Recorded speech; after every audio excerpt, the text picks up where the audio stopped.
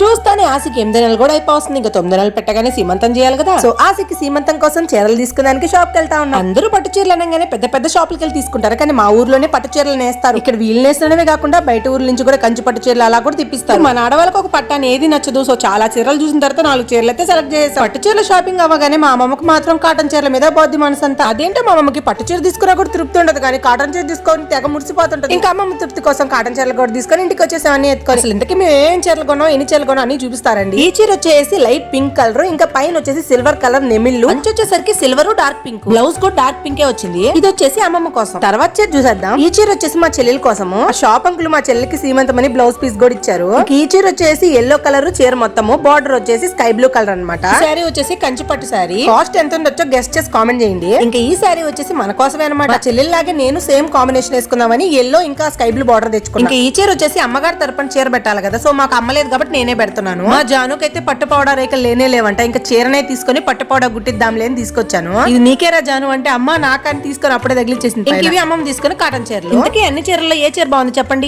Like చేసి subscribe చేయండి.